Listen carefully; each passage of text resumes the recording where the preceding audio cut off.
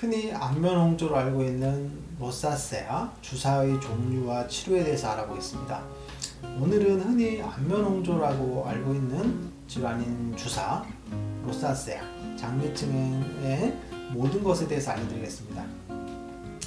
로사세아라는 질환은 이름은 좀 생소하죠. 이 로사세아라는 질환은 안면홍조가 특징인 대표적인 질환입니다.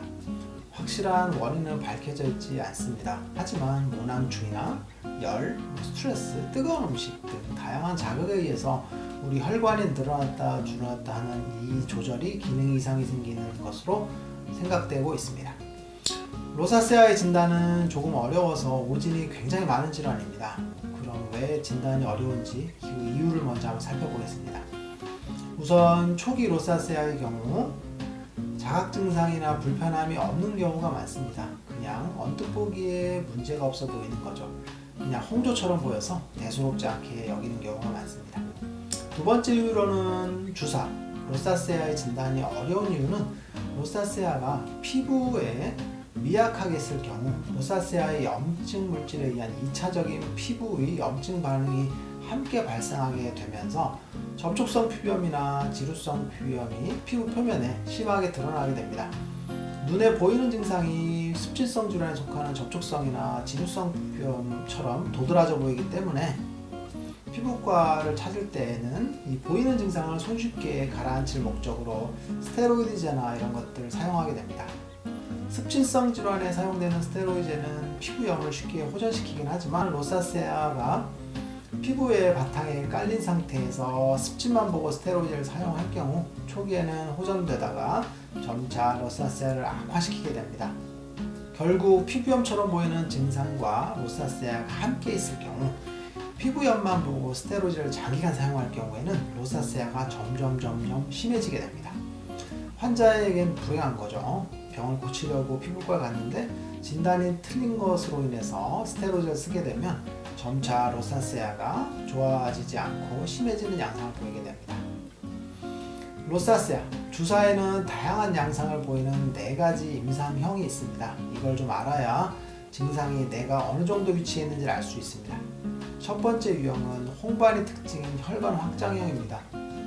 발병 초기에는 얼굴이 확 달아오르는 이런 안면 홍조만 간헐적으로 나타나다가 점차 햇빛에 노출, 뜨거운 열, 너무 차가운 날씨, 사우나, 냉탕, 온탕 이런 것들, 그런 화학적인 자극, 화장품, 그리고 강한 감정의 고조나 열을 받는 상황, 술이나 뜨거운 혹은 맵거나 자극적인 음식에 의해서 더 강하게 안면 홍조가 유발되게 됩니다. 그리고 증상이 지속되면서 계속적으로 홍반과 함께 혈관 확장이 나타나게 됩니다. 그리고 더 진행하게 되면 두 번째 A형으로 넘어가게 됩니다. 두 번째 A형은 구진형 로사세아, 구진형 주사라고 하는 것인데요. 고름이나 물집형으로 이러한 시뻘건 얼굴이 진행되면서 염증과 구진과 고름 물집이 동반되게 됩니다.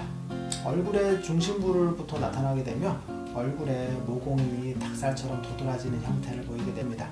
그 다음 형태는 유종형 주사라고 하는 것인데요. 흔히 딸기코 형태라고 하는데 피부가 부풀어 오르는 형태입니다. 이 형은 중년 이후 우리나라 아버님들이 나이대 남성분들에게 주로 발생하는 것으로 코의 아랫부분이 불규칙하게 증식되면서 혹은 피부가 울퉁불퉁하게 되는 형태로 모공도 넓어지고 피부 껍질이 두꺼워지는, 그래서 결국은 오렌지 껍질 같이 되게 됩니다. 그 다음 네 번째는 눈에 생기는 안주사라고 하는 것입니다. 안검염이나 상공막염, 결막염, 홍채염, 각막염 등이 눈에 염증이 생기는데 이런 경우에 안과에서 보게 되면 안주사라는 진단명을 받게 됩니다. 이거는 만성적인 주사가 진행됐을 경우에 생겨난 증상이라고 볼 수 있습니다. 이러한 안면 홍조, 즉 주사, 로사세아 환자분들이 주의해야 할 점에 대해서 알려드리겠습니다.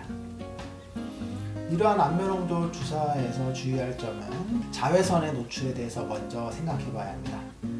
햇빛에 쨍쨍한 데 노출되게 되면 로사세아가 더 악화될 수가 있습니다. 두 번째는 차가운 자극, 한랭 자극입니다. 너무 춥거나 너무 차가운 환경이 좋지 않습니다. 너무 더운 환경이나 사우나 이런 환경들도 좋지 않은 것이죠.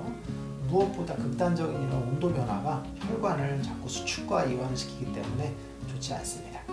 사우나 같은 엄청 뜨거운 곳에 있다가 냉탕을 가게 되는 것들도 온도 변화에 의해서 혈관을 확장시키게 되니까 좋지 않습니다. 세 번째는 얼굴이 푹 달아오르는 상열감 혹은 스트레스 같은 상황들이 좋지 않습니다. 교감신경이 항진된 상태라고도 볼 수 있는데요.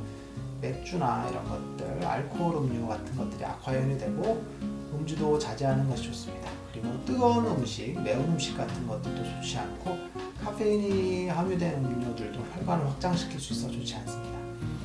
또한 화학물질, 보존제나 알코올이 포함된 화장품을 피해야 합니다. 스킨이나 토너에 알코올 함량이 높은 것들도 좋지 않습니다. 이 스킨케어 단계에서 알코올이 많이 들어간 스킨이나 토너는 생략하는 것이 좋겠고요. 그리고 자외선 차단제 역시도 물리적인 차단제, 즉 백탁 현상이 생기는 하얗게 바르고 나면 뜨는 현상이 생기는 자외선 차단제가 피부 자극이 적은 편입니다. 그래서 물리적인 차단제를 사용해서 피부의 자극도를 줄이는 것이 중요합니다. 이런 안면 홍조들의 치료는 그럼 어떻게 하느냐? 치료가 중요한 것이겠죠. 이러한 경우는 원인 물질을 안다고 해서 그것을 피할 수 있으면 좋은데 사실 대부분의 경우는 피하기 너무 힘들고 이미 생긴 안면 홍조가 그런 원인들을 피하기만 한다고 해서 증상이 나아지진 않습니다. 즉 증상을 유발하는 것이 있지만 그 유발 인자를 제거한다고 해서 증상 자체가 호전되거나 혹은 원인이 사라지는 것만은 아닙니다. 우선 안면 홍조가 발생하는 유형을 파악해야 합니다.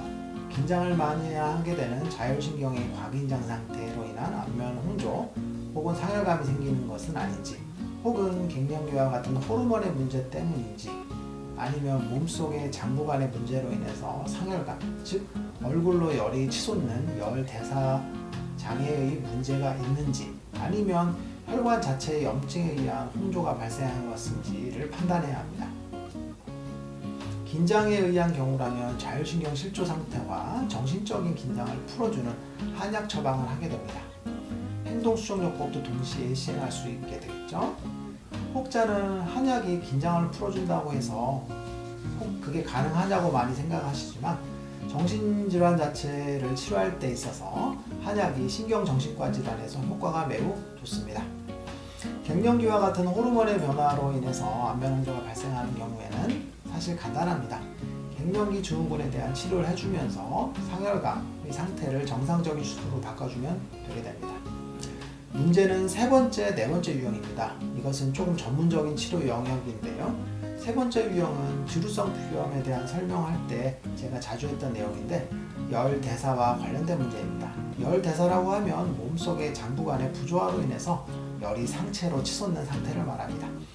하루 종일 열이 발생하거나 하루에 몇 시간씩 얼굴 쪽으로 열이 올라오게 되면 피부 자체에 열을 만들게 되면서 붉어지게 됩니다.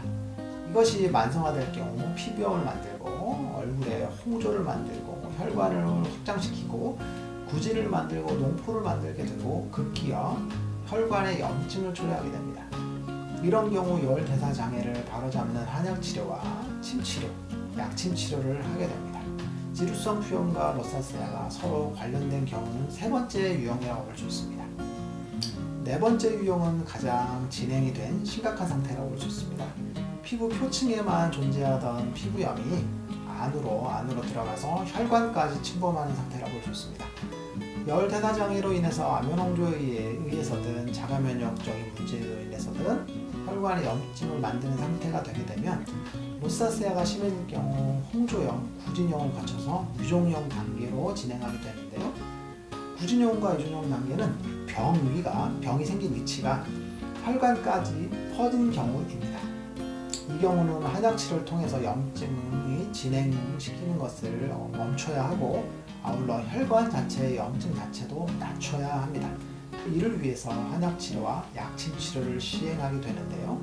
가장 까다로운 유형에 속한다고 볼 수 있습니다. 하지만 치료가 안 되는 유형은 아닙니다. 치료를 통해서 혈관의 염증이 소실되는 사인을 보이면서 증상이 점차 소실되게 되면 치료가 잘 진행될 경우 정상적인 상태로 치료할 수가 있습니다. 일반적으로 혈관이 확장된 경우는 혈관까지 침범하고 조직까지 변화된 경우이므로 조직이 완전하게 정상화되는 치료를 하셔야 할 것으로 보입니다.